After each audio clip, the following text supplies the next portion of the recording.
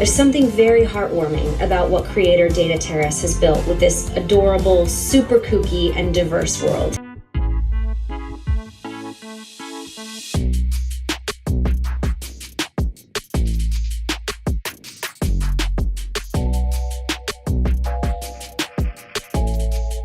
The Owl House began as an experiment to see if I could turn the grim designs of Hieronymus Bosch into a fun cartoon for kids.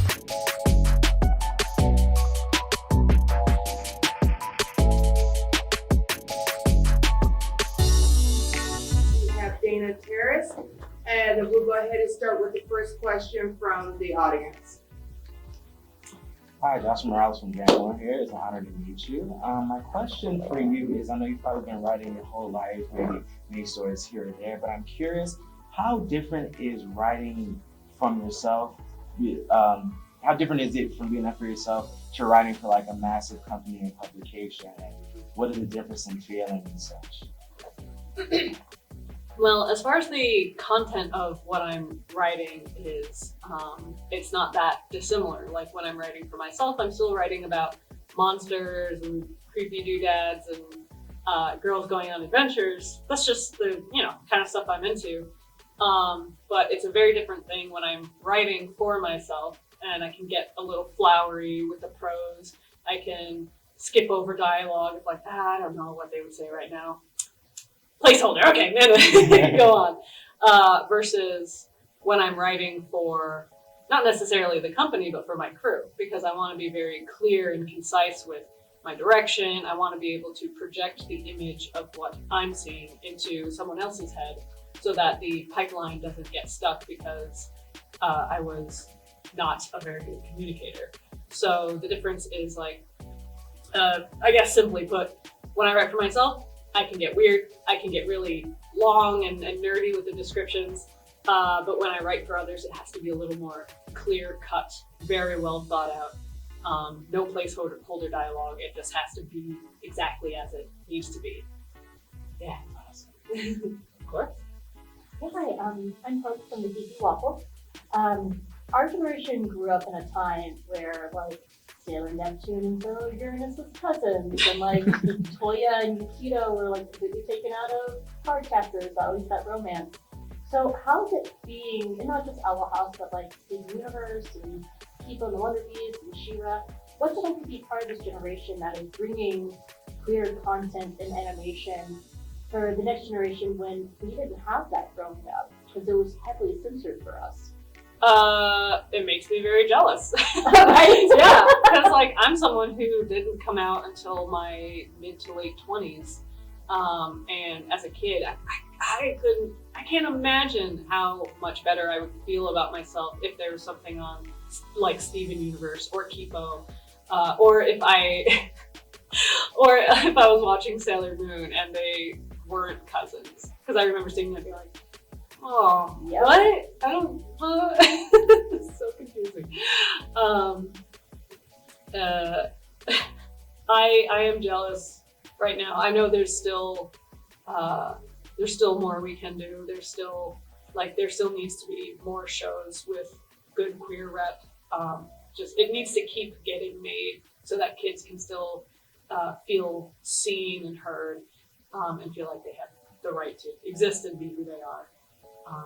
It'll be an ongoing struggle, but a very worthwhile one. And I'm honored to be a part of the movement. I hope to continue to be part of the movement. I will. As long as I can. But for the most part, I do just feel jealous. Of course. What is your favorite part of working with Disney?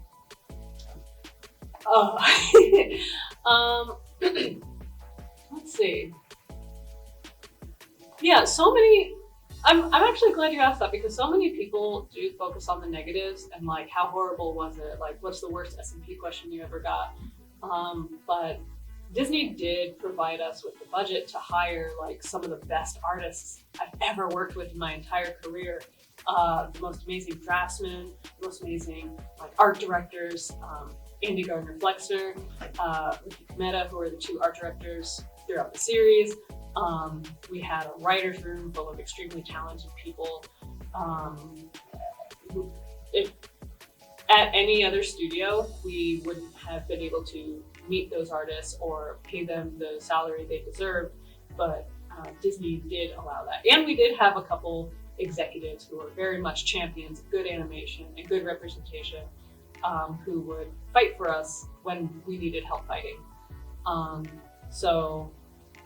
And they they did give us passes to go to Disneyland for free. So that was nice for a lot of people. Yes? James Herndon with More on the podcast. Gravity Falls and the DuckTales reboot, some of the best long-form storytelling I know for kids cartoons. And growing up watching the original DuckTales, like I found it refreshing to see more depth in a lot of those characters that wasn't there before.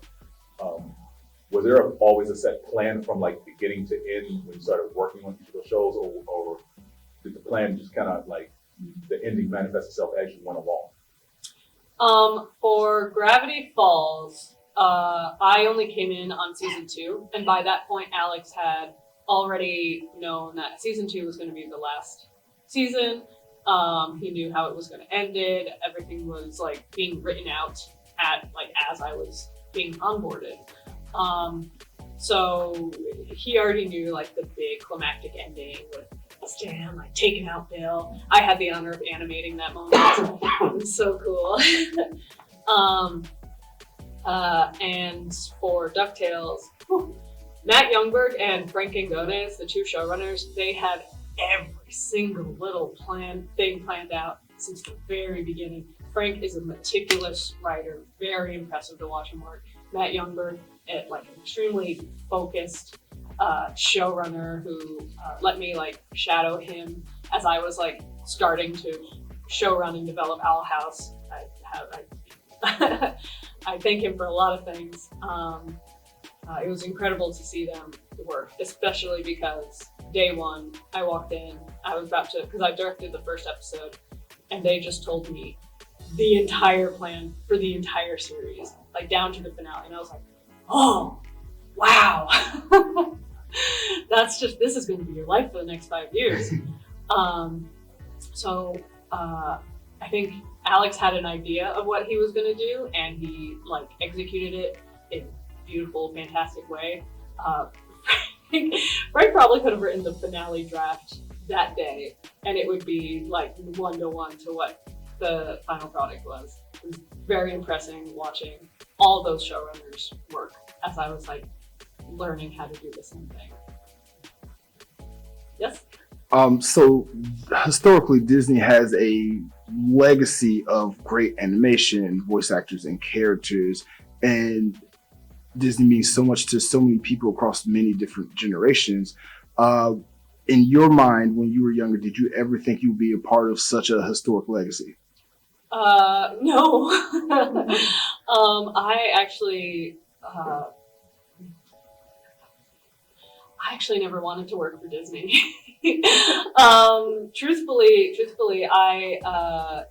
the only things I ever watched from Disney were the princess movies, because you go over to someone's house, you're being watched by a babysitter, they'll put on a princess movie. And I never felt like a princess. I never connected with those kinds of stories. I knew that I wanted to be an animator, but I was thinking more like Powerpuff Girls. My life as a teenage girl, I was like, those are the kinds of shows that I get. Yeah, it's a good show.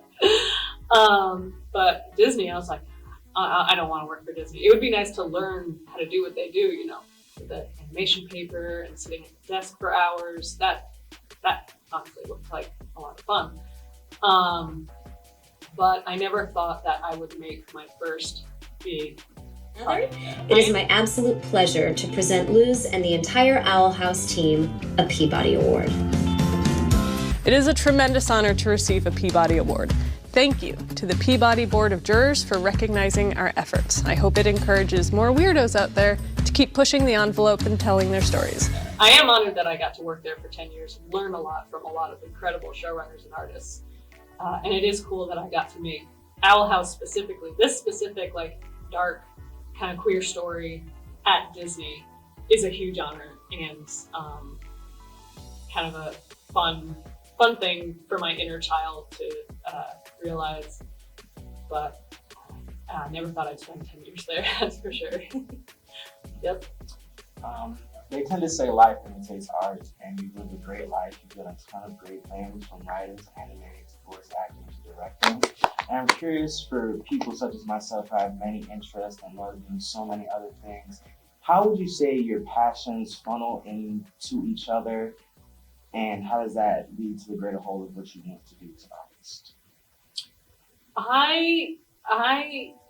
All of my passions, everything I've ever been interested in has always lended itself to long form storytelling, like comics, like animation. If I didn't get into animation, it would have been comics, or it would have been like doing illustration series of like a D&D campaign I made up. Like, I can't imagine any other kind of career I could have taken without being incredibly depressed. I adore art history. I love working with others on projects. I love spending my time thinking of stories and characters, and how those characters can hate each other and then maybe learn to like each other, or the other way around. That stuff, like, I carry around, I have 3 notebooks and a sketchbook in my bag right now, because whenever I have a minute, I'm just like, oh, that's a cool idea. Oh, yeah, that's not cool idea. So when I started learning more and more about animation as a job, it's like, oh, I can actually do this all the time and make a living. That's what I'm going to do. That's what I'm going to spend all my time figuring out how to do, is how to get this job. So luckily it lended itself to this. What is an underrated part of Owl House, whether behind the scenes or a specific episode, that just doesn't get talked about enough that you just want to gush about? I love King, and I love King's arc, going from I want to be feared, I want people to tremble before me. I'm unfortunately a little fella, but I feel so much bigger, until he finds out he is, basically a son of what a lot of people consider to be a god. He is literally going to eventually be the size of an island. He is going to grow into the terrifying thing he always wanted to be, and then he realizes that's actually not what I wanted. He actually just wants to be surrounded by a family, by loved ones, but he didn't know how to express that until he got what he wanted, so to speak. I don't think it's so underappreciated, but I do wish I saw people talk about it a little more, just because it's one of my favorite arcs in the show, and I take a lot of pride in how it eventually got executed, and how Alex voice acted all the scenes with him. Just created a very beautiful moments with the King. Thanks so much.